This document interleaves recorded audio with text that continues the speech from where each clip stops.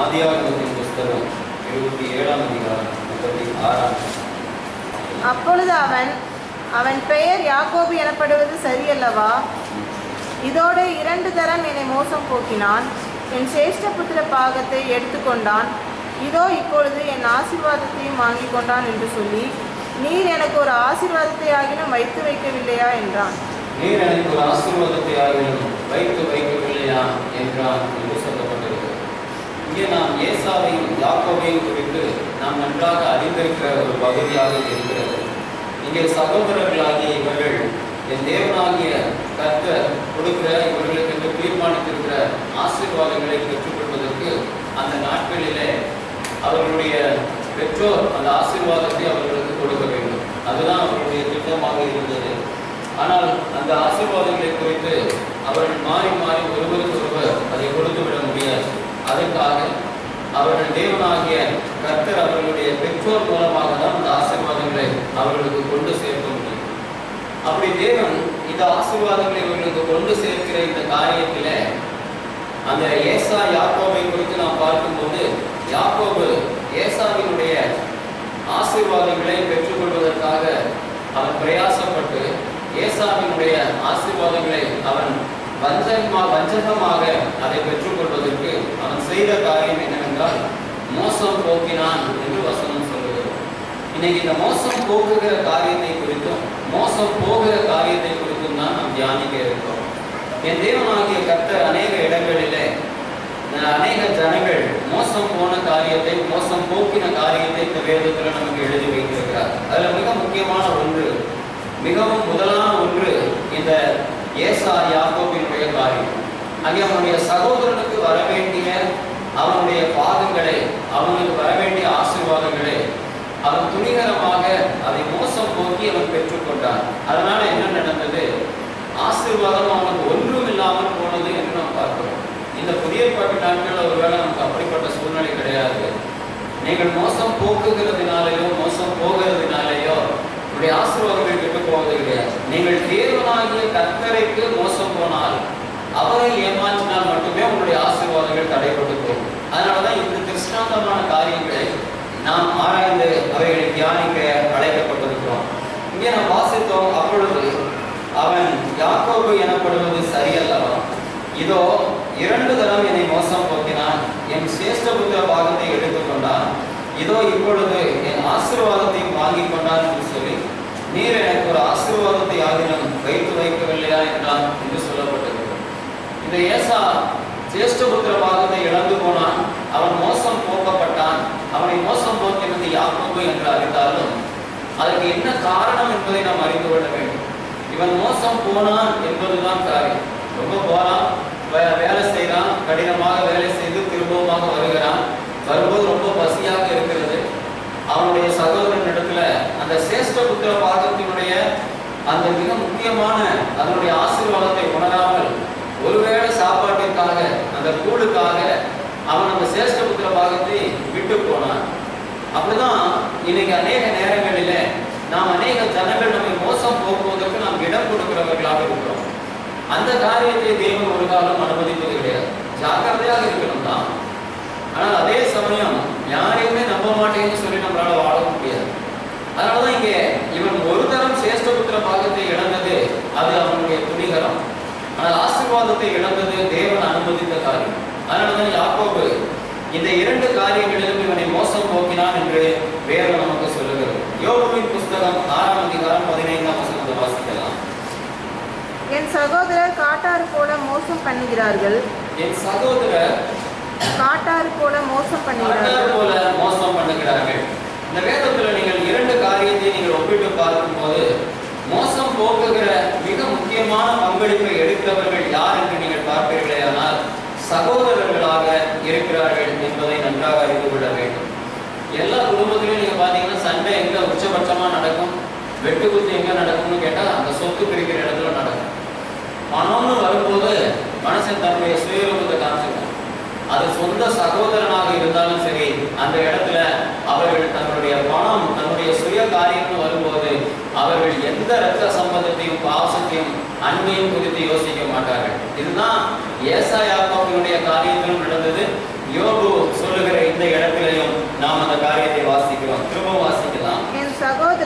பண்ணுகிறான். என் சகோதரர் காட்டாறு போல மோசம் பண்ணுகிறார்கள். ஆறுகளின் வெள்ளத்தை போல கடந்து போகிறார்கள். ஆறுகளின் வெள்ளத்தை போல கடந்து போகிறார்கள் என்று சொல்லப்பட்டிருக்கிறது. மோசம் போகிறவர்கள் நிச்சயமாக வேற எங்கேயோ வரமாட்டாங்க. உன்னோடு கூட இருக்கிறவர்கள் தான் மோசம் போக்குகிறவர்கள் என்று வேதம் சொல்லுகிறது. சபையில ஒருத்தர் எப்படி கூப்பிடணும்னு சொல்லுவாங்கன்னா, பிரதர்ஸ் அண்ட் சிஸ்டர்ஸ் அப்படின்னா மோசம் போக்குகிறவர் என்று நீங்க கூப்பிடுறீங்க. ஏமாத்துகிறவர்கள் என்று கூப்பிடுறீங்க. மோசம் போக்குதல் என்றால் ஏமாற்றுகிறவர்கள். நீங்க எப்போ அந்த சகோதரத்துவத்துக்குள்ள வரீங்களோ அப்பவே உனக்குள்ள இந்த மோசம் போக்குகிற எண்ணம் வந்துவிடும். அதனாலதான் ஏசாவும் யாக்கோபும் அவர்கள் 2 பேரும் சகோதரர்கள். ஆனால் ஒருவனை ஒருவன் ஏமாற்றுகிறவனாக இருக்கிறார். ஆதியில ஃபர்ஸ்ட் பாத்தீங்கன்னா காயின் ஆபேல் காரியத்திலையும் அவர் ஒருவனை ஒருவன் கொண்டு போடுகிறார். எங்கேயும் பெருசா தூரத்துல இருக்கிற இடத்துல உங்களுக்கு அப்படி வராது. நம்ம ரொம்ப கவனமா எங்க இருக்கோம் அப்படின்னா, நமக்கு அறிமுகம் இல்லாதவங்க இடத்துல ரொம்ப கவனமா இருக்கும். ஐயோ அவங்க யாருமே தெரியாது, நம்மளை ஏமாத்திடுவாங்க. அவங்களாம் அவனை ஏமாற்ற மாட்டாங்க. அவங்க ரொம்ப தூரத்துல இருக்கிறாங்க, அவங்களுக்கு நமக்கு சம்மந்தம் இல்லை, புதுசாக அறிமுகமாகறாங்க, ஏமாத்திட்டாங்க. என்ன பண்றது? ஒன்னும் ஏமாற்ற மாட்டாங்க. ஆனா எனக்கு ரொம்ப நெருக்கமானவங்க, ரொம்ப வேண்டப்பட்டவங்க, என்னோட சபையில இருக்கிறவங்க, என் கூட பிறந்தவங்க ரொம்ப கவனமா ஏமாத்திடுவாங்க. மோசம் போக்குகிறவர்களை குறித்த அடையாளம் வேதத்தில் சொல்லப்பட்டிருக்கிறது. அங்கே வேத வசனம் சொல்லுகிறது, உன்னோடு கூட சேர்ந்தவர்கள் மோசம் போக்குகிறவர்களாக இருப்பார்கள். எரேமியா தீர்க்கதரிசியின் புத்தகம் 9ஆம் அதிகாரம் 4ஆம் வசனத்தை வாசிக்கலாம். யார் மோசம் போக்குகிறவர்கள்? நீங்கள் அவனவன் தன் தன் சிநேகிதனுக்கு எச்சரிக்கையாயிருங்கள். எந்த சகோதரனையும் நம்பாதிருங்கள். எந்த சகோதரனும் மோசம் பண்ணுகிறான், எந்த சிநேகிதனும் தூற்றி திரிகிறான். நீங்கள் அவனவன் தன் தன் சிநேகிதனுக்கு எச்சரிக்கையாயிருங்கள். எந்த சகோதரனையும் நம்பாதீர்கள். எந்த சகோதரனும் மோசம் பண்ணுகிறான், எந்த சிநேகிதனும் தூற்றி திரிகிறான். கிறிஸ்துவுக்குள் இல்லாத எவனும் மோசம் போக்குகிறான். அது யாராக இருந்தாலும் சரி. வேதம் சொல்லுகிறது, உங்களோடு கூட இருக்கிறவர்கள் உங்களை ஏமாற்றுகிறார்கள். உங்களோடு கூட இருக்கிறவர்கள் உங்களை ஏமாற்றுகிறார்கள். எதுக்கு சொல்றேன்னா, நம்ம ஏமாத்துறதுக்காக கிடையாது. நமக்கு பைபிள் பெர்மிஷன் கொடுத்துட்டு நம்மளோட இருக்கிறவர்களே நம்ம ஏமாத்தணும், நம்மளுடைய சகோதரர்களை ஏமாத்தணுங்கிறதுக்காக கிடையாது. இப்படிதான் உலகம் இருக்கு, நீங்க வித்தியாசமா இருக்கீங்கன்னு வேதம் சொல்லுது. இப்படிதான் உலக ஜனங்கள் இருக்கிறார்கள், நீங்கள் அப்படி இருக்கக்கூடாதுன்னு வேதம் சொல்லுது. நம்மளும் அப்படி இருந்தோம்னா என்ன இருக்கும்? நம்மளும் நமக்கு நம்முடைய சகோதரர்களுக்கு வர வேண்டிய காரியத்தை வஞ்சித்து எடுத்து ஏமாத்தி எப்படியா சாப்பிடணும்னு நினைச்சோம்னா, இந்த வேதம் சொல்லுகிற காரியத்தின்படி நீங்கள் அதற்கு உடன்பட்டவர்களாக மாறி போவீங்க. 5 ரூபா 10 ரூபா 100 ரூபாய் லட்ச ரூபாய் ஆனாலும் உனக்கு நஷ்டம் ஏற்பட்டாலும் பரவாயில்ல, மற்றவர்களுடைய காரியத்திற்கு ஒரு நாளும் ஒரு காலமும் ஆசைப்படக்கூடாது. அதான் ஒரு கிறிஸ்தவனுடைய வாழ்க்கையின் மிகப்பெரிய ஆசீர்வாதம். இங்க வேதம் அதை தான் சொல்லுகிறது, அவனவன் தன் தன் சிநேகிதனுக்கு எச்சரிக்கையார்கள். ஒன்று சகோதரன், மற்றொன்று நம்மோடு நெருக்கமாக இருக்கிற சிநேகிதர்கள். Today's friend is your tomorrow's enemy. இன்னைக்கு உன்னோட சிநேகிதனா இருக்கிறவனுக்கு தான் உன் ரகசியங்கள் தெரியும். அவன் தான் நாளைக்கு உனக்கு பிரதானமான எதிரியாக இருப்பான். உங்களுக்கு அதற்கான உதாரணங்கள் வேணும்னா அரசியல்களை பாருங்க, நல்லா பாருங்க, நல்ல ஜோக்கா டைம் பாஸ் ஆகும். சீரியல் பார்க்குறப்பெல்லாம் நியூஸ் பாருங்க. நம்மளுடைய நாட்களில் நம்மளுடைய நாட்டில் இருக்கக்கூடிய நகைச்சுவையான காரியங்கள் எல்லாம் நீங்க அங்கதான் பார்க்க முடியும். வேதம் சொல்லுகிறது, சிநேகிதனை குறித்து எச்சரிக்கையாயிருங்கள். உன்னுடைய சகோதரனை காட்டிலும் சகோதரனை நம்பாதீர்கள். எந்த சகோதரனும் மோசம் பண்ணுகிறான், எந்த சிநேகிதனும் தூற்றி திரிகிறான் என்று சொல்லப்படுகிறது. இன்னைக்கு அதனாலதான் வேதம் நமக்கு இந்த காரியத்தை குறித்து எச்சரிக்கிறது. மோசம் போக்குவது வேறு எங்கேயோ இருந்து யாரும் வர வேண்டிய அவசியம் இல்லை. உன்னோடு இருக்கிற ஜனங்கள். வேற யாரையும் மோசம் போக்குகிறது வேற யாரும் கிடையாது, நீதான்.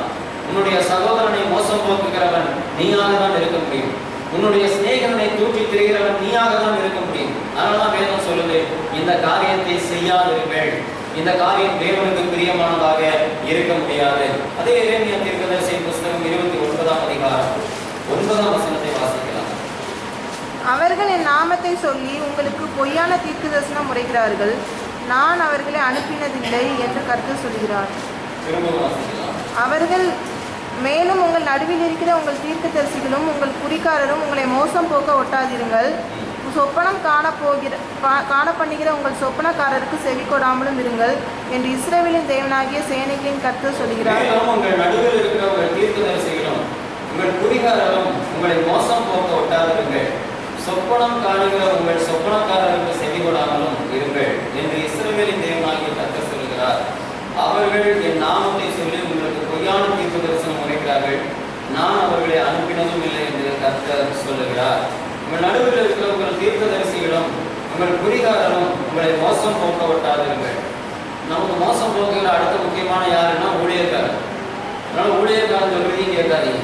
இன்னும் எதையுமே கேட்க முடியாது, யாரையுமே நம்ப முடியாது. என்ன செய்யறது?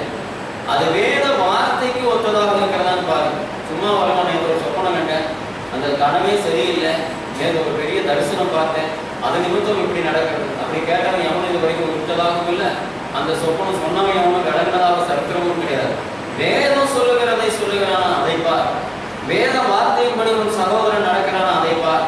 வேத வார்த்தைக்கு கர்த்தருக்கு பயப்படுகிறானா என்பதை பார். மற்ற எந்த காரியத்தை நீங்கள் நம்பாதீர்கள். அதனால வசனம் சொல்லுது, உங்கள் நடுவில் இருக்கிற உங்கள் தீர்க்கதரிசிகளும் உங்கள் குறிகாரரும் உங்களை மோசம் போக்க விட்டாதீர்கள். சொப்பனம் காண்கிற உங்கள் சொப்பனக்காரனுக்கு செவிகொடாமல் இருங்கள். இன்னைக்கு நிறைய பேருக்கு இது ஒன்று புதுசாக ஆரம்பிக்கும். ஒரு மோசமான சொப்பனம் கண்டேன், நீ ஏன் மோசமான ஆளு, நீ ஏன் வாழ்ற உயிரோட இன்னும் சாகாம, நீ கண்ட சொப்பனம் என்ன போகுது, அதனால ஏதாவது நடந்துருமோன்னு பயமா இருக்கு. நடக்கும், கண்டிப்பா நடக்கும். பிறந்தவன் எல்லாம் சாகலாம் போறான், அதுல எந்த மாற்றமும் கிடையாது.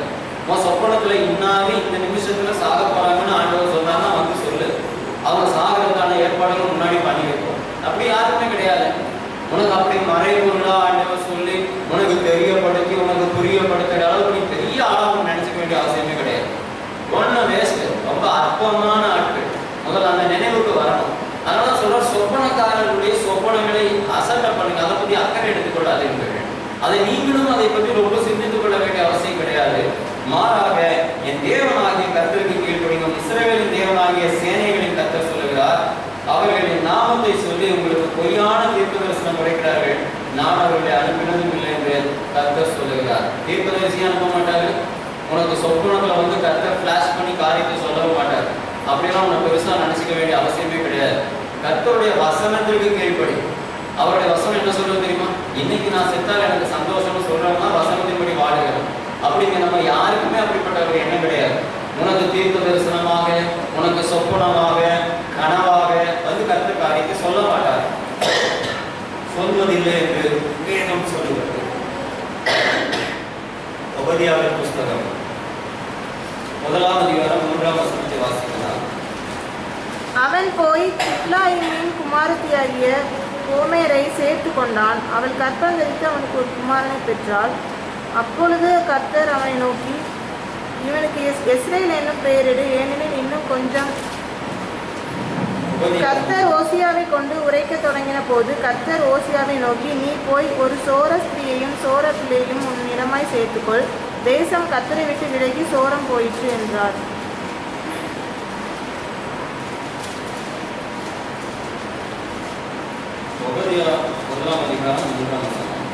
அவன் போய்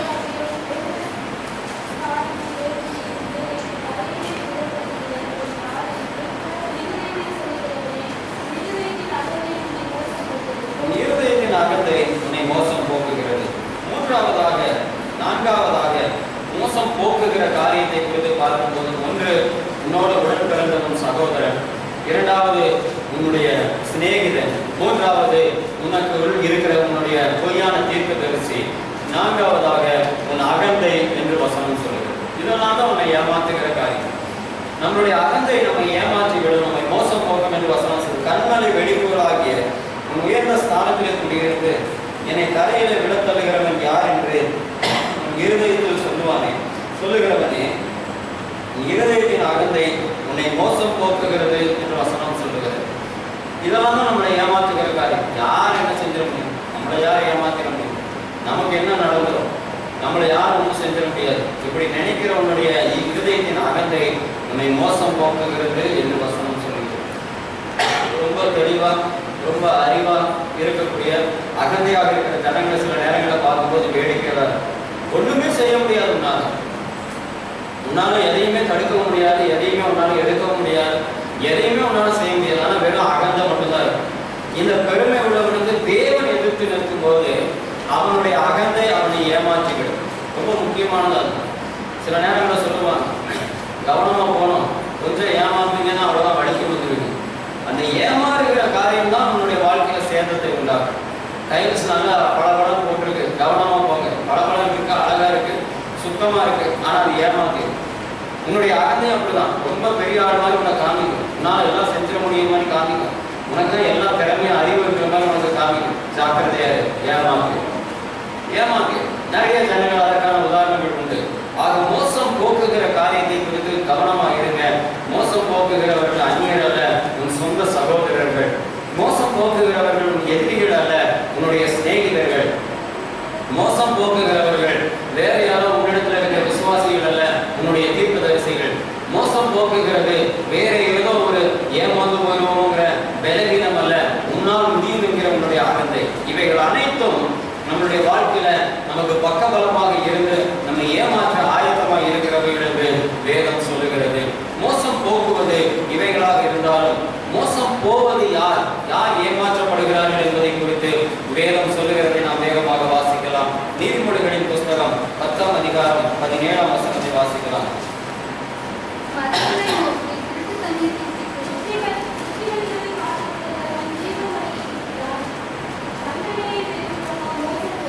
திரும்பவும் வாசிக்கலாம்.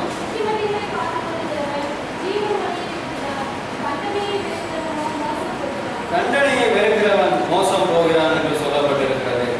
வேதம் அழகாக சொல்லுகிறது. ஞானி இந்த காரியத்தை நமக்கு எழுதி வைத்திருக்கிறான்.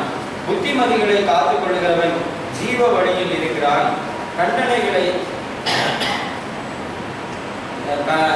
புத்திமதிகளை காத்துக் கொள்கிறவன் ஜீவ வழியில் இருக்கிறான். கண்டனையை வெறுக்கிறவனோ மோசம் போகிறான் என்று சொல்லப்பட்டிருக்கு. ஆலயத்திலும் சரி, நம்ம வாழ்கிற இடத்திலும் சரி, நமக்கு அநேக நேரங்களில் புத்திமதிகளை சொல்லுவாங்க. அட்வைஸ் தான் இருக்கிறதுல சீப்பாக கிடைக்கிறதும் ஃப்ரீயாக கிடைக்கிறதுமான விஷயம். அதை சுத்தமாக மதிக்க மாட்டோம். எனக்கு தெரியாதா அப்படின்னு என்ன இருக்கும்? அகத்தை உங்களில் வேலை செய்ய ஆரம்பிக்குதுன்னு அர்த்தம். மோசம் போகிறது ரெடி ஆகிட்டார். இந்த புத்திமதிகளை வெறுக்கிறவன் மோசம் போகிறான் என்று வசனம் சொல்லுவாங்க. புத்திமதி எங்க சொல்லுவாங்க? அனுபவத்தை வச்சு சொல்லுவாங்க. சில நேரங்களில் சிலருக்கெல்லாம் புத்திமதி சொல்லி வாயை வலி சொல்லி அவங்களை பார்த்தோன்னே எரிச்சலாக வரும். இதுகளுக்கெல்லாம் எவ்வளவோ சொல்லியாச்சாலும் மண்டையிலே ஏறது கிடையாது. எதனால சொல்லுகிறோம்? நாம் கடந்து வந்த பாதைகளிலே பார்த்த அனுபவங்களை சொல்லுகிறோம். அவ்வளவுதான். அந்த புத்திமதிகளை வெறுக்கிறவர்கள் மோசம் போவார்கள் என்று வசனம் சொல்லுது. அவ்வளவுதான். they will be cheated, they will be deceived. அதில் மாற்றமே கிடையாது, காப்பாற்றவே முடியாது. அதே கண்டனைகளை அவர்கள் புத்திமதிகளை காத்துக் கொள்ளுகிறவர்கள் ஜீவ வழியில் இருக்கிறார்கள் என்று சொல்லப்பட்டது.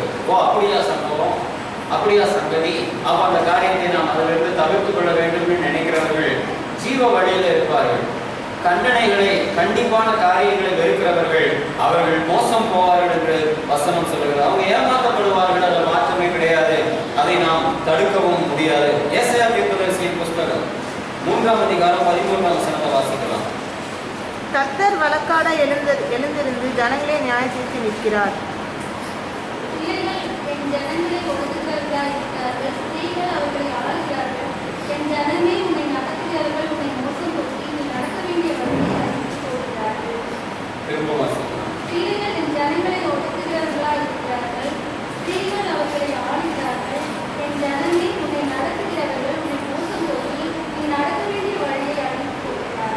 நீ நடக்க வேண்டிய வழியை நடத்துகிறவர்களை அழித்து போடுகிறார்கள் என்று சொல்லப்படும். மோசம் போகிறார்கள். நீங்கள் நடக்க வேண்டிய வழியில உங்களை சரியாக நடத்தவில்லை என்றால் நீங்கள் மோசம் போவீர்கள் என்று அந்த வசனம் நமக்கு கற்றுக் கொடுக்கிறது. இதான் நடக்கணும், இந்த வழியில தான் நடக்கணும் என்று வேதம் சொல்லும் போது அதன்படி நடக்காமல் நீங்கள் வேறு திசையில வேற யாரோ சொல்லுகிற பாதையில நீங்கள் நடப்பீர்களே ஆனால் நீங்கள் மோசம் போவீர்கள், ஏமாந்து போயிருவீங்க. இன்னைக்கு ஏமாந்து போனவர்கள் தான் அநேகம் உண்டு. அதுக்கு பேர் தான் குற்றம், அதற்கு பேர் தான் தவறுன்னு சொல்றாங்க. ஆனா யாருமே இன்னைக்கு தான் இஷ்டப்படி தானாக மோசம் போகிற ஜனங்கள் தான் நிறைய பேர் இருக்காங்க. எனக்கு தெரியலைங்க, அந்த சமயங்கள் புரியல, அவங்க சொன்னாங்கல்ல, அவங்க சொன்னாங்க, அதை பெருசா எடுத்துக்கல, அவங்க சொன்னாங்க நான் அப்படி இருக்கணும்னு சொல்லி நான் யோசிக்கல. மோசம் போவது என்பது அதுதான், ஏமாந்து போவது என்பது அதுதான். அநேக வாலிபர்கள், வாலிப பிள்ளைகள், ஜனங்கள் பணத்துல மற்ற எல்லா காரியத்திலும் இன்னைக்கு ஏமாந்து போகிறவர்கள் தான் இருக்காங்க. அதுக்கப்புறம் அதுக்கு மேல குற்றம்னு சொல்லி அதுக்கு மேல நடவடிக்கை எடுத்து அதுக்கு தண்டனைகள் கொடுத்தாலும் ரெண்டாவது, முதல்ல போறது மோசம் போகிற காரியம் தான். அதனாலதான் வசனம் சொல்லுது, யார் உன்னை நடத்துகிறார்கள் என்பது முக்கியமானது. நீயா நடக்கிற காரியமோ, உன்னை உலகம் நடத்துகிற பாதையில போனாயோ மோசம் போவாய் என்பதை அறிந்து கொள். ஃப்ரெண்ட்ஸ் சொல்லுகிறத கேட்டா நாசமா போயிருவேன்னு தெரிஞ்சுக்கோ. உன்னுடைய இஷ்டப்படி உன்னை விரும்புகிற, உலகம் விரும்புகிற பாதையில நீங்கள் அந்த காரியத்தில் நடப்பீர்கள், ஆனால் மோசம் போவீர்கள் என்று வசனம் சொல்லுகிறது. நடத்துகிறவர்கள் உங்களை மோசம் போக்குகிறவர்களாக இருப்பார்கள். நீங்கள் மோசம் போவீர்கள் என்று வேதம் சொல்லுகிறது. எரேமியாவின் புஸ்தகம் 42ஆம் அதிகாரம் 20ஆம் வசனத்தை வாசிக்கலாம்.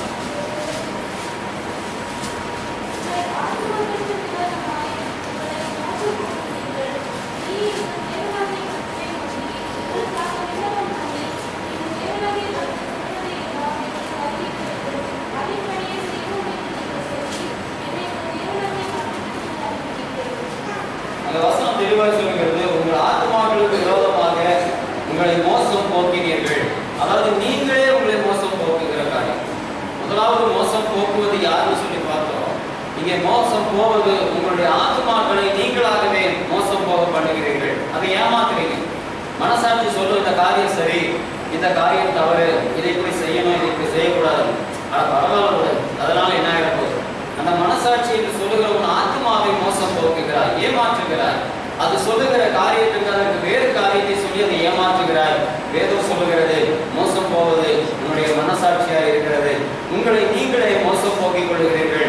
வேற யாரும் உனக்கு உன்னை ஏமாற்ற வேண்டிய அவசியம் இல்லை.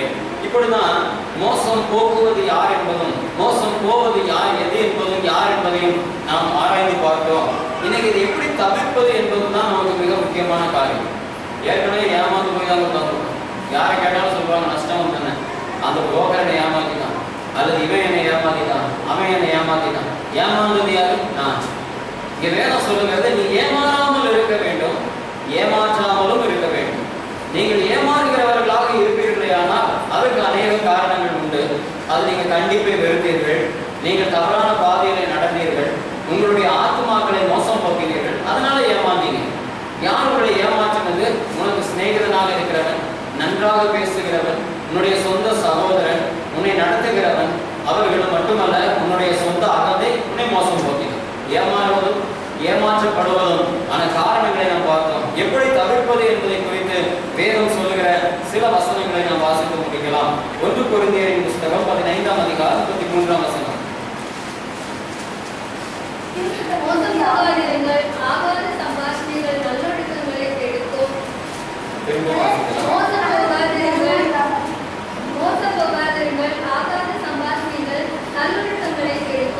ஆகாத சம்பாஷணைகள் நல்லொழுக்கங்களை கெடுக்கும். மோசம் போகாதிருங்கள் என்று வசனம் சொல்கிறது. மோசம் போகாதிருப்பதற்கு நீங்கள் செய்ய வேண்டிய மிக முக்கியமான காரியம், ஆகாத சம்பாஷணைகளை தவிர்த்து விடுங்கள். நல்லொழுக்கங்களை கெடுத்து போடுகிற அந்த சம்பாஷணைகளை விட்டு போடுங்கள். தேவையில்லாத காரியங்களை பேசுகிறதுனால, ஆகாத சம்பாஷணைகளினால உங்களுடைய ஒழுக்கம் கெட்டு போவதனால நீங்கள் மோசம் போகிற ஜனங்களாக இருப்பீர்கள், மோசம் போக்கப்படுகிற ஜனங்களாக இருப்பீர்கள், ஏமாற்றப்படுகிறவர்களாக இருப்பீர்கள்.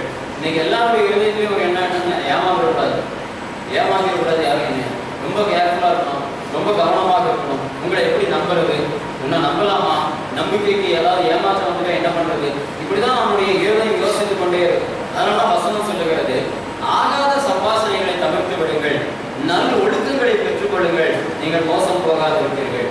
தேவையில்லாத காரியத்தை பேசாமல் இருந்தாலும் உன்னை ஏமாத்துறதுக்கு யோசிப்பாங்க. ஒருத்தர் அமைதியா இருக்காருன்னா அவர்கிட்ட போறதுக்கே பயப்படுவாங்க. எப்படி ஆளும் தெரியல, போனா இதை கடிச்சு வச்சுட்டாங்க, என்ன பண்றது, போனோம்னா அவர்கிட்ட போய் ஏதாவது சொல்லிட்டு என்ன பண்றது, அவமானப்படுறோமேன்னு சொல்லி விலகி நிற்பாங்க. வளவளா பேசுறவங்ககிட்ட யார் வேணாலும் போய் பேசுவாங்க. 2 நாளைக்கு நல்லா பேசுவாங்க, 3 நாளைக்கு நக்கல் பேசுவாங்க, அதுக்கப்புறம் மதிக்க மாட்டாங்க, அப்படியே விட்டுருவாங்க. ஏமாத்துறதுக்கு தான் வழி இருக்கான்னு ட்ரை பண்ணி பார்ப்போம். இன்னைக்கு வசனம் சொல்லுகிறது, ஆகாத பேச்சுகள், நீங்கள் ஆகாத சம்பாஷணைகளை விட்டுவிடுங்கள், நல் ஒழுக்கங்களை பெற்றுக்கொள்ளுங்கள், மோசம் போகாது இருப்பீர்கள், உங்களை யாரும் ஏமாற்ற மாட்டார்கள் என்று வசனம் சொல்லுகிறது. கலாத்தியரின் புஸ்தகம் 6ஆம் அதிகாரம் 7ஆம் வசனத்தை வாசிக்கலாம். மோசம் போகாதிருங்கள், தேவன் தம்மை பரியாசம் பண்ண விட்டார், மனுஷன் எதை விதைக்கிறானோ அதே அறுப்பான். மோசம் போகாதிருங்கள், மோசம் போகாதிருங்கள், தேவன் தம்மை பரியாசம் பண்ண விட்டார், மனுஷன் எதை விதைக்கிறானோ அதே அறுப்பான். எதை விதைக்கிறானோ அதே அறுப்பான். நீங்கள் மோசம் போகாது இருப்பதற்கு என்ன செய்யணுமா, நீங்கள் என் தேவனாகிய கர்த்தருடைய வசனம் சொல்லுகிறது, சரியானதை நீங்கள் விதைக்கிறவர்களாக இருக்க வேண்டும். நீங்கள் சரியானவைகளை விதைக்கிறவர்களாக இருப்பீர்களே, ஆனால் என் தேவனாகிய கர்த்தருடைய வார்த்தையின்படி நீங்கள் மோசம் போகாது இருப்பீர்கள். அதுதான் வேதம் தெளிவாய் நமக்கு சொல்லுகிறது. நீங்கள் மோசம் போகாதீர்கள், தேவன் தம்மை பரியாசம் பண்ண விட்டார், மனுஷன் எதை விதைக்கிறானோ அதையே அறுப்பான். ஆண்டவர் அவரை பரியாசம் பண்றதுக்கு விட மாட்டார். நீ கெட்டதை விதைச்சிருந்தேன்னா உனக்கு நல்லதை கொடுத்தா ஆக்கிரமம் ஆண்டவர் பார்த்து கிறிஸ்தவனா இவனுக்கு ஒரு சாமி, இவனுக்கு ஒரு காரியம், இவனை உயர்த்தி வச்சிருக்குதான், இதெல்லாம் ஒரு கடவுளான்னு சொல்லி அவரை பரியாசம் பண்ணுவோம். அதனால உன்னை விளங்கவே விட மாட்டார். நீ நன்மை செய்வாயானால், நன்மை செய்த ஒருவன் இவ்வளவு மோசமா போயிட்டானேன்னு சொல்லி இவனை இந்த கடவுள் காப்பாற்றிக்க கூடாதான்னு சொல்லி என் தேவனை சொல்லிவிடக்கூடாது. அதனால உன்னை கர்த்தர் உயர்த்துவார். அதனால வசனம் சொல்லுகிறது, நீங்கள் எதை விதைக்கிறீர்களோ அதையே அறுப்பீர்கள். ஏனென்றால் மோசம் போக கர்த்தர் விட மாட்டார். நீங்கள் மோசம் போகாது இருப்பீர்கள். மோசம் போகாது இருக்கும்படி, ஏமாற்றப்படாமல் இருக்கும்படி சரியானதை விதைங்க. கொஞ்சமா விதைச்சாலும் அதை அறுவடை செய்வீர்கள். நிறைய விதைச்சாலும் நிறைய அறுவடை செய்வீர்கள். நிற்க நேரம் இல்லாமல் நீங்கள் நன்மை செய்வீர்களே, ஆனால் நிற்க நேரம் இல்லாமல் நன்மையை பெற்றுக்கொள்வீர்கள். கொஞ்ச நேரம் நன்மை செய்வீங்கன்னா கொஞ்ச நேரம் நன்மையை பெற்றுக்கொள்வீர்கள். மோசம் போக கர்த்தர் விட மாட்டார். அவரை பரியாசம் பண்ண தேவன் அனுமதிக்க மாட்டார் என்று வசனம் சொல்லுகிறது. எபேசியரின் புஸ்தகம் 4ஆம் அதிகாரம் 22ஆம் வசனத்தை வாசிக்கலாம். அந்தபடி மோசம் போக்கும் இச்சைகளாலே கெட்டுப்போகிற பழைய மனுஷனை நீங்கள் கலைந்து கொண்டு உங்கள் உள்ளத்திலே புதிதான ஆவி உள்ளவர்களாகி மெய்யான நீதியிலும் பரிசுத்தத்திலும் தேவனுடைய சாயலாக சிருஷ்டிக்கப்பட்ட புதிய மனுஷனை தரித்துக் கொள்ளுங்கள். அந்தபடி புனித நடக்கைக்குரிய மோசம் போக்கும் இச்சைகளாலே கெட்டுப்போகிற பழைய மனுஷனை நீங்கள் கலைந்து கொண்டு உங்கள் உள்ளத்திலே புதிதான ஆவி உள்ளவர்களாகி மெய்யான நீதியிலும் பரிசுத்தத்திலும் தேவனுடைய சாயலாக சிருஷ்டிக்கப்பட்ட புதிய மனுஷனை தரித்துக் கொள்ளுங்கள். அந்தபடி முந்தின நடக்கைக்குரிய மோசம் போக்குகிற இச்சைகளாகிய பழைய மனுஷனை தவிருங்க. பழைய மனுஷன் இருக்கிற வரைக்கும் நீங்கள் மோசம் போக்குகிறவர்களாக தான் இருப்பீர்கள், ஏமாறுகிறவர்களாக தான் இருப்பீர்கள். நல்ல கிறிஸ்தவனா மாறிட்டேமோ, இயேசுதான் கடவுள்னு சொல்லுவோம், ஆண்டவருக்கு தான் ஜெபம் பண்றேன்னு சொல்லுவோம், விசுவாசிக்கிறேன்னு சொல்லுவோம். ஆனா பழைய பாவம், பழைய மனுஷன், பழைய ஆசை, பழைய இச்சை, பழைய அறிவிப்புகள் ஒரு சைடுல இருந்துகிட்டே தான் இருக்கு. அது உன்னை ஏமாந்து. நீங்க பால் வாங்கும்போது பாத்திரத்துல எவ்வளவு நல்ல பாத்திரமாக இருந்தாலும், எவ்வளவு நல்ல சுத்தமான பாலாக இருந்தாலும், அந்த பாத்திரத்துல எங்கேயோ ஓரத்துல வேற ஏதாவது அழுப்போ உப்போ மற்ற காரியங்களோ ஒட்டி இருந்தா அந்த பால் கெட்டு போயிடும், நிறைஞ்சு போயிடும். நீங்க பால் இன்னும் மோசம்னு சொல்லி பிரயோஜனம் இல்லை, அதுல ஒட்டி இருந்தது தான் மோசமான. அந்த பாத்திரத்தை நீ வெளியே சுத்தமாக கழுவிக்கலாம், உள்ள சுத்தமாக கழுவிக்கலாம், அதுக்கப்புறமா கூட உள்ள ஒன்று லேசா ஒட்டிக்கலாம். அதான் பழைய காரியம். உன் வாழ்க்கையில நீ கிறிஸ்துவை பெற்றுக்கொள்வதற்கு முன்னாடி இருந்த பழசு ஒன்று இருக்கு பாரு. பழைய அசுத்தம், பழைய உலகாசை, பழைய சுயம், பழைய ஏமாத்துற வேலை, பழைய திருட்டுத்தனம், இது ஒண்ணு உள்ளதான் போதும். உள்ள வந்தது பால் தான், உள்ள வந்தது பரிசுத்தம் தான். ஆனா அதை கெடுத்து. அதனால வசனம் சொல்லுது, உன்னை ஏமாத்து. சார் கொஞ்சம் ஏமாந்துட்டனே, ஒரு நிமிஷம் யோசிச்சிருப்பேனா அப்படிமா. ஒரு நிமிஷம் உன்னுடைய வாழ்க்கையில பழைய மனுஷன் வந்துட்டானா நீ சுத்தமா உன்னை மோசம் போயிடுவ, உன்னுடைய காரியங்கள் நாசமா போயிடும். தேவனாகிய கர்த்தர் உன்னை காப்பாற்ற முடியாத நிலைமைக்கு தள்ளப்படுவாய். 5ஆம் அதிகாரம் 6ஆம் வசனத்தை வாசிக்கலாம். இப்படிப்பட்டவைகளின் நிமித்தமாக கீழ்ப்படியாமல் பிள்ளைகள் மேல் இப்படிப்பட்டவைகளின் நிமித்தமாக கீழ்ப்படியாமையின் பிள்ளைகள் மேல் தேவ கோபாக்கினை வருவதால் ஒருவனும் உங்களை வீண் வார்த்தைகளினாலே மோசம் போகாதபடிக்கு எச்சரிக்கையா இருங்கள். வீண் வார்த்தைகளினாலே நீங்கள் மோசம் போகாதபடிக்கு எச்சரிக்கையா இருங்கள். வீணான வார்த்தைகளை கேட்டு மோசம் போகாதீர்கள். மோசம் போகாமல் தவிர்த்து கொள்வதற்கு மிக முக்கியமானது வாய் பார்க்காம இருங்க, கதை கேட்காம இருங்க, சொல்லுகிற காரியத்தை குறித்து மிக ஜாக்கிரதையாக இருங்க. பல படம் பேசிட்டு இருக்காங்கன்னா அவங்கள உட்காந்து பேசி இந்த பேச்சினால்தான் மோசம் போகிற காரியம். அதனால நம்பி நாம் வீணாய் போயிட்டு இருக்கோம். நிறைய இடத்துல அப்படிதான். நீங்க 500 ரூபாய் கட்டினீங்கன்னா போதும், உங்களுக்கு மாசம் 5000 வந்துடும். உடனே அதை கேட்டுட்டு இந்த பைத்தியம் போகலாம், அங்கே போய் 500 ரூபாய் கட்டிடும். போனதும் 500 தான் இருக்கும். 1 லட்ச ரூபா கொடுத்துட்டீங்கன்னா போதும், மாசம் 20,000 வந்துடும். நிறைய பேர் நம்மளையும் கூட்டிட்டு போவாங்க. அது வந்துருங்க. அவங்க அந்த மாதிரி பண்றாங்க. என்ன பண்றாங்க அது தெரியல. மற்றபடி வாங்கினவங்களாம் நிறைய பேர் இருக்காங்க. நாசமா போயிடும். அவ்வளவுதான். எதுக்குமே எந்த காரியத்திலுமே சூதாட்டம், செல்போன்ல முழு நேரம் உட்காந்து எப்படியாவது காசு வராது. உன் வாழ்க்கையில என்ன பண்ணினாலும் உன் அகத்தின் வேர்வை நிலத்துல விட நீ பாடுபடாம 5 பைசா உனக்கு வராது. வந்தாலும் நிலைக்காது. நிலைச்சாலும் உனக்கு ஆசீர்வாதமா இருக்காது. ஆஸ்பத்திரிக்கு தான் போகும். கஷ்டப்பட்டு வேலை செய்யாம வருகிற எல்லாமே உனக்கு நாசம் போகும், மோசம் போகும். இவைகள் உன்னை ஏமாற்றி விடும். அதனாலதான் சொல்லப்பட்டு அதுக்கு சும்மா சாதாரணமா ஏமாற மாட்டோம்.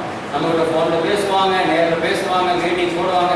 இந்த எம்எல்ஏ மீட்டிங், இன்சூரன்ஸ் மீட்டிங், இந்த மீட்டிங் எல்லாம் பார்த்தாலே நமக்கு ஏமாத்துக்கார கூட்டம் அதெல்லாம் தெரியும். ஏன்னா வேதம் உனக்கு சொல்லிக் கொடுத்துருக்குது. ஆனா வேதத்துல இருக்கிற ஆலயத்துல இருக்கிற விசுவாசியை ஏமாறுகிறதை பார்க்கும்போது ஆச்சரியமா இருக்கு. ஏன்னா மோசம் போகிற ஜனங்கள், வீண் வார்த்தைகளினாலே மோசம் போகிறவர்கள். நீ வாப்பா என் வீட்டில் கொஞ்சம் வேலை இருக்கு, மண்வெட்டி எடுத்து கொஞ்ச நேரம் வேலை செய்ய, உனக்கு 100 ரூபா சம்பளம் தரேன், 200 ரூபா கேளு தப்பு இல்லை, 500 ரூபா கேளு தப்பு இல்லை, 50 ரூபா கொடுத்தாலும் வாங்க தப்பு இல்லை. ஆனா நீ வா, அந்த மீட்டிங் அட்டன் பண்ணு, இந்த லெவலில் ஒர்க் பண்ணு, இது அப்படியே உட்கார்ந்துருந்தா போதும், நீ வேலை செய்யவே வேண்டியதில்லை, உனக்கு 5000 ரூபா கிடைக்கும், நாங்கள் ஏமாந்துறோம்னு தெரிஞ்சுக்க. இவ்வளவு கூட காமன் சென்ஸ் இல்லைன்னா ஏமாந்து நாசமா போ. இங்க வேற மாதிரிதான் சொல்லுகிற வீண் வார்த்தைகளினாலே மோசம் போகிற ஜனங்கள், வீண் காரியங்களினால வீண் இச்சைகளினாலே மோசம் போகிற ஜனங்கள், வீணான காரியங்களை விதைக்கிறதுனால ஆகாத பேச்சுகளினாலே மோசம் போகிற ஜனங்கள். அப்புறம் ஏமாந்துட்டேன்னு சொல்றதுல அர்த்தமே கிடையாது. ஏமாறதான் செய்யும். சோம்பேறிகள் ஏமாற வேண்டும், வீண் வார்த்தைகளை பேசுகிறவர்கள் ஏமாற வேண்டும், வீணான இச்சை உள்ளவர்கள் ஏமாற வேண்டும், ஆகாத சம்பாஷணை உள்ளவர்கள் ஏமாற வேண்டும், பழைய மனுஷனை உள்ள வச்சிருக்கிறவன் ஏமாற வேண்டும். அதுல மாற்றமே கிடையாது. தேவ சுத்தமாக இருக்கிறது. இன்னொரு காரியத்தை கூட வாசித்து முடிக்கலாம். யாக்கோபின் புஸ்தகம் 5ஆம் அதிகாரம் 19ஆம் வசனத்தை வாசிக்கலாம். சகோதரரே, உங்களில் ஒருவன் சத்தியத்தை விட்டு விலகி மோசம் போகும்போது மற்றொருவன் அவனை திருப்பினால், தப்பிப்போன மார்க்கத்தினின்று பாவியை திருப்புகிறவன் ஒரு ஆத்மாவை மரணத்தினின்று ரட்சித்து திரளான பாவங்களை மூடுவான் என்று அறிய கடவன். சகோதரரே, உங்களில் ஒருவன் சத்தியத்தை விட்டு விலகி மோசம் போகும்போது மற்றொருவன் அவனை திருப்பினால், தப்பிப்போன மார்க்கத்தினின்று பாவியை திருப்புகிறவன் ஒரு ஆத்மாவை மரணத்தினின்று ரட்சித்து திரளான பாவங்களை மூடுவான் என்று அறிய கடவன். சகோதரரே, உங்களில் ஒருவன் சத்தியத்தை விட்டு விலகி மோசம் போகும்போது, மோசம் போகிறதுக்கு வேற முக்கியமான ஒரு காரணம் உண்டு. சத்தியத்தை விட்டு விலகும் போது மோசம் போவீர்கள். சத்தியத்துல நமக்கு விருப்பமே இருக்காது. நம்மளுடைய வேலை இங்க உட்கார்ந்து பேசியிருந்தாலும் பின்னாடி வேடிக்கை பார்த்து ஆடிக்கிட்டு இருக்கும். நம்மளுடைய கவனம் தேவ வசனத்துல இருக்காது. இவர்கள் சத்தியத்தை விட்டு விலகுகிறவர்கள். என்ன சொல்லியிருக்கோன்னு சொல்லி கேட்டா ஒண்ணுமே தெரியாது. நம்மளுடைய வாழ்க்கையில் இப்படிப்பட்ட துணிகரமான காரியங்கள் உங்களை ஏமாற்றிவிடும். நல்லா இருக்கணும்னு நினைச்சிட்டு இருப்போம், நாசமா போயிடுவோம். அதனாலதான் வேதம் சொல்லுகிறது, சத்தியத்திற்கு கவனமா இருங்க, சத்தியத்துல அக்கறையா இருங்க, சொல்லப்படுகிற காரியத்துல மிக கவனமா இருங்க. அந்த காரியத்தை குறித்த உன்னுடைய இருதயத்துல அதை குறித்த தீர்க்கமான திட்டமான எண்ணங்களோடு வாழுங்க. அப்பொழுதுதான் நீ ஜாக்கிரதையாக பிழைக்க முடியும். சூழ்நிலைகளை பார்த்து நம்பிக்கிட்டு இருக்காது. ஒரு செகண்ட்ல எல்லா காரியமும் மாறி போயிடும். ஆக்சிடென்ட் எல்லாம் நடக்கும். நீங்க நினைச்சிட்டு இருக்கலாம் இப்படிதான் சம்பவிக்கும் என்று சொல்லி, அப்படி கிடையாது. ஒரு சொற்ப நொடிகளிலே நிமிஷங்களிலே எல்லா காரியமும் தலைகீழாக மாறிடும். அதனால சொல்லப்பட்டிருக்க சத்தியத்துல சரியான நேர்கோட்டில் நில்லுங்க. வசனத்துக்கு அப்படியே சரியாக நில்லுங்க. அடுத்த நிமிஷத்தை குறித்து நீ தீர்மானம் பண்ண முடியாது, அது தேவனுடைய தீர்மானம். அடுத்த செகண்டை குறித்து நீ தீர்மானம் பண்ண முடியாது, அது தேவனுடைய தீர்மானம். பயங்கரமான அறிவாளிகள், பெரிய பெரிய விஞ்ஞானிகள் எல்லாம் பேச பேச மறித்து போனார்கள். அவங்க சொன்ன காரியங்கள் நிறைய, கண்டுபிடித்தவர்கள் நிறைய, தங்களை காத்துக் கொள்ள முடியாது. வசனம் சொல்லுது, மோசம் போகாமல் இருக்க வேண்டுமானால் நீங்கள் சத்தியத்திற்கு விலகாதீர்கள். சத்தியத்தை விட்டு விலகுகிறவர்கள் மோசம் போவார்கள். அது என்னவாக இருந்தாலும் சரிதான், வைத்தியக்காரர் பேசினாலும் சரிதான், வேற வசனத்துல அது இருக்கா, ஓகே, அதை டிக் பண்ணிக்க, அவன் வாழ்க்கையை அபியாசப்படுத்து, அது உன்னை நடக்கும். இல்லைன்னா ஏமாந்துருவோம், சட்டென்று ஏமாந்துருவோம். நல்ல இடம் தான், நல்ல தரதான், நடந்து போயிட்டு இருக்கோம். சின்னதா ஒரு ஸ்பீட் பிரேக்கர் மாதிரி ஒரு திட்டு இருக்கும், அதுல விழுந்தவங்க நிறைய பேர் மறித்தவர்கள் உண்டு. காரணம் அந்த கவனம் இல்லை, மோசம் போகுது. இன்னைக்கு வேதம் சொல்லுகிறது, சத்தியத்தை விட்டு விலகுகிறவர்கள் மோசம் போகிறவர்களாக இருப்பார்கள். அதனால மோசம் போயிடுவோம்னு சொல்லி நீ பயப்பட வேண்டிய அவசியம் இல்லை. நிறைய பேருடைய வாழ்க்கை அப்படியே ஏமாத்திடுவாங்க. இப்படியே கடைசி வரைக்கும் எதுவுமே செய்ய மாட்டாங்க. பாக்கெட் வந்து 10 ரூபா இருந்தாலும் 10 ரூபா வெளியே எடுத்தால் யாராவது ஏமாத்திடுவாங்களா, திருடிடுவாங்கன்னு எடுக்கவே மாட்டாங்க. அந்த 10 ரூபா வேஸ்ட்டு. அது கடைசி வரைக்கும் அது இருந்து வீணாவே போயிடும். எடுக்கணும், செயல்படணும். ஆனால் மோசம் போகாதபடிக்கு உன்னுடைய காரியங்கள் சத்தியத்தின்படி இருக்கணும். நீ சத்தியத்தின்படி இருப்பாயே, ஆனால் நீ மோசம் போக்கி விடுவாயே என்று நினைக்கிறவர்கள் மோசம் போவார்களே தவிர உன்னுடைய வாழ்க்கையில் ஒன்றும் மோசம் போகாது, எல்லாம் நன்மையாக இருக்கும். சில ஆமைகள் சேர்ந்து பிக்னிக் போச்சா. இந்த ஆமைகள் எல்லாம் கூட்டமாக சேர்ந்து தங்களுடைய வீட்டில் இருந்து இருக்கக்கூடிய பொருட்களை எல்லாம் எடுத்து ஒரு சூப் போட்டு, அந்த சூப்பை ஒரு நல்ல கேன்ல எடுத்துக்கிட்டு அங்கே போய் நம்ம பிக்னிக் போகிற இடத்துல குடிக்கலாம்னு சொல்லி இந்த ஆமைகள் எல்லாம் எடுத்துட்டு போயிடும். அங்கே போய் அந்த பிக்னிக் ஸ்பாட்டுக்கு போனதுக்கப்புறமா அந்த சூப்பை குடிக்கலாம்னு சொல்லி நல்ல ஒரு பாத்திரத்தில் எடுத்து ஊற்றிட்டு குடிக்கலாம்னு வாய் வைக்கும் போது தான் பார்த்தா அதில் உப்பு இல்லாமல் இருந்தது. உடனே இந்த ஆமைகளுக்கெல்லாம் ரொம்ப சோகமாயிடுச்சு. என்னடா இவ்வளோ கஷ்டப்பட்டு நம்ம பிக்னிக்கு சூப் போட்டு எடுத்துட்டு வந்தோம், ஆனால் அதில் உப்பு இல்லாமல் போச்சே, இப்போ யாராவது போய் உப்பு எடுத்துட்டு வரணும். ரொம்ப தள்ளி போயிட்டாங்க காட்டுக்குள்ள, அதனால அங்கேருந்து வந்து வீட்டில் வந்து எடுத்துட்டு வரணும். இருக்கிற இடத்துல தான் உப்பு இருக்கு, எப்படி போகிறது அப்படின்னு சொல்லும்போது எல்லா ஆமைகளும் வயசான ஆமைகள், கொஞ்சம் வயசு ஆமைகளாக இருக்கு. அப்போ ஒரே ஒரு குட்டி ஆமை மட்டும், இந்த ஆமை தான் சின்ன ஆமை, இதெல்லாம் கொஞ்சம் வேகமாக போகும், நம்மளாம் போனால் போயிட்டு வரைக்கும் பல மாதங்கள் ஆகிடும், அதனால் அது அனுபவம். அதுவும் சொல்ல உற்சாகமா, சரி நான் போய் உப்பு எடுத்துட்டு வந்துடுறேன்னு கிளம்பிடுவோம். உடனே இந்த மற்ற ஆமைகளெல்லாம் அந்த சூப்பு பாத்திரத்தை சுற்றி உட்காந்துருக்காங்க. இந்த ஆமை இங்கேருந்து கிளம்பி போய் கொஞ்ச நேரம் ஆச்சு, பார்த்தாங்க உப்பு வர காணும். அந்த நாளே முடிகிற நேரம் ஆகிடுச்சு, சாயங்காலம் ஆகிடுச்சு, 6 மணி ஆகிடுச்சு, இருட்டிடுச்சு. இப்போ பார்த்தாங்க அந்த போன ஆமை அங்கே வீட்டிலே உட்காந்துருச்சு போல டயர்டாகி, அதனால் நம்ம கொண்டு வந்த சூப்பு வீணாக போயிடக்கூடாது, நம்ம வந்திருக்கிறவங்க மட்டும் அதை முடிச்சுட்டு நம்ம கிளம்பி போவோம், அந்த ஆமைக்கு என்னாச்சோ அப்படின்னு சொல்லி இதுக்கெல்லாம் அந்த ஆமைகள்லாம் சேர்ந்து அந்த சூப்பு பாத்திரத்துக்குள்ள வாயை வைக்கும்போது அந்த குட்டி ஆமை தொத்துன்னு வந்து உள்ள குடிச்சிருக்கு. என்ன, நான் நினைச்ச மாதிரியே நீங்கள் எல்லாரும் நான் போனது குடிக்கலான்னு பார்த்துருக்கீங்க, நான் எங்கேயும் போகலை, நான் அந்த புதருக்கு பின்னாடி தான் உட்காந்துருந்தேன் அப்படின்னு. இதுதான் என்னுடைய லட்சணம். உன்னை யாரும் ஏமாத்த போகிறது கிடையாது, நீங்கள் மோசம் போகிறதே கிடையாது. நீ செயல்படாமல் உட்காந்து ஏமாத்திடுவாங்களோ அப்படின்னு புதருக்கு பின்னாடி உட்காந்துக்கிட்டே இருக்கும். இப்போ யாரும் அதுவும் குடிக்கல, வந்தவங்க யாரும் குடிக்க முடியாமல் ஒரு சூப்பே நாசமாக போச்சு. அது மாதிரிதான் இன்னைக்கு நம்மளுடைய வாழ்க்கையில மோசம் போக்குகிற காரியத்தை பற்றி கேட்டவர் நீங்க. மோசம் போகாதபடிக்கு என்னென்ன செய்யணுமோ அதை செய், தன்னை போல ஆண்டவர் நடத்துவார். தன்னை போல உன்னுடைய வாழ்க்கையில நான் நியாயமாக மோசம் போகாதபடி நடத்தப்படுவார். மோசம் போக்குகிறவர்கள் யாரும் உன்னோட இல்லை என்று விசுவாசி முதல்ல. ஏன்னா நீ தேவனுக்குள்ள இருக்கும்போது உன்னை மோசம் போக்க முடியாது, உன்னை ஏமாத்தவே முடியாது, உன்னை ஏமாத்தவே மாட்டாங்க, உன்னை ஏமாத்த முடியாதபடி கர்த்தர் செய்வார்.